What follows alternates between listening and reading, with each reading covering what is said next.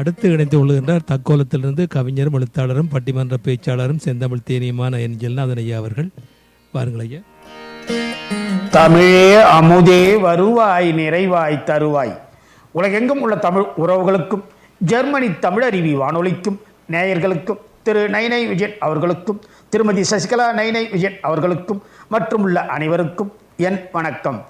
உண்ணா நோன்பு எனும் தலைப்பில் என் கவிதையை வழங்குகிறேன். தக்கோலம் என் ஜலநாதன், உத்திரமேரூர், தமிழ்நாடு. உண்ணா நோன்பு. உண்டு கொழுத்து தொந்தி பெருத்து உடம்பை உணர்ந்து திடமாக கொள்வார் உண்ணா நோன்பு. எண்ணிக்கை குறையாமல் உண்பார் 3 வேளை மட்டும். தாய் சொல்லை தட்டாதே, வாய் மட்டும் வாஞ்சையாய் பேசும். தந்தை சொல் மிக்க மந்திரம் இல்லை, சிந்தை மட்டும் மந்திரமாய் செப்பும். பெற்றோர்க்கு உணவு இடாமல் முதியோர் இல்லத்தில் சேர்த்துவிட்டு முதியோர் இல்லத்தை ஒழிப்போம். முழக்கமிட்டு உண்ணா நோன்பு வழக்கமாய் இருப்பார் உணவை உட்கொண்டு. உழவுக்கும் தொழிலுக்கும் வந்தனை செய்வோம், வீணில் உண்டு கழித்திருப்போரை நிந்தனை செய்வோம்.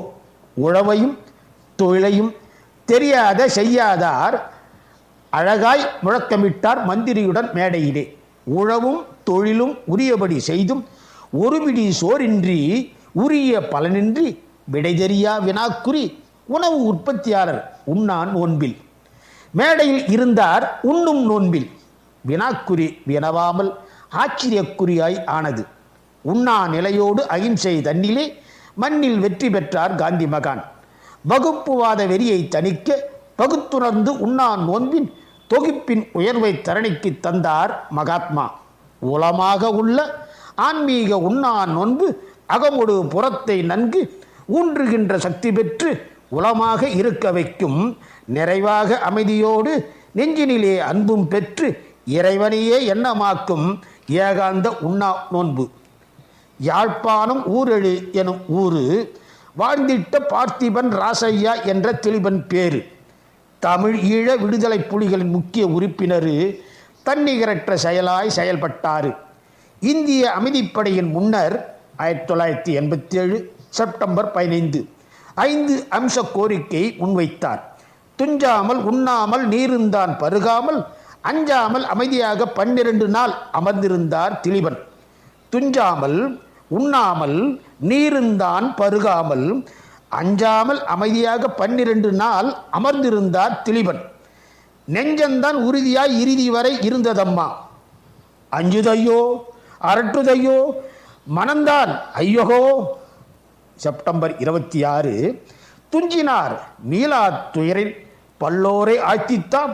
நெஞ்சுருக நெக்குருக நிலமுந்தான் கதறியதாம். 12 நாளில் 3 முறை முன்னின்று திலீபன் நல்லுரை நல்கிட்டார். நான் மனரீதியாக ஆத்மார்த்தமாக எமது மக்கள் விடுதலை அடைவார்கள் என உணர்கிறேன். மகிழ்ச்சியுடனும் பூரண திருப்தியுடனும் உங்களிடமிருந்து இறுதி விடைபெறுகிறேன். திலீபன் 3 முறை பேசும்போதும் இவ்வாறு பேசினார். துஞ்சாமல் துஞ்சித்தான் மண்ணின் மைந்திற்காக அஞ்சாமல் நெஞ்சுரமாய் நின்றிட்ட திலீபனுக்கு அஞ்சலியாய் அணையாமல் ஒளிருமாம் தியாக தீபம். எஞ்சான்றும் நெஞ்சினிலே அஞ்சலிதாம் செலுத்திடுவோம். தன்னலந்தான் பாராமல் தகைசால்பாய் நன்கு முன்னின்று சமூகத்தின் முன்னேற்றத்திற்கு தன்னுயிரை தந்தாலும் தந்த பின்பும் மறையாமல் மண்ணில்தான் உயர்ந்திடுமாம் உயர்வாய் உண்ணா நோன்பு. நன்றி, வணக்கம். தக்கோலம் என் ஜலநாதன், உத்திரமேரூர், தமிழ்நாடு. சங்கத்தமிழ் இலக்கிய பூங்கா. ஆமாம், இறைவனிடம் பக்தர்கள் உண்ணாவிரதம் இருந்து வேண்டுவதும் காந்தி மகானுடைய உண்ணாவிரதத்தையும் எங்கள் தியாகி திலீபன் அவர்களுடைய உண்ணாவிரதத்தையும் இணைத்து உண்ணா நோன்பு என்ற தலைப்பிலே அருமையான ஒரு கவிதையை தந்திருந்தார் ஜல்நாதன் ஐயா. வாழ்த்துக்கள் ஐயா. மீண்டும் இணைந்து சிறப்பியுங்கள். நன்றி, வணக்கம்.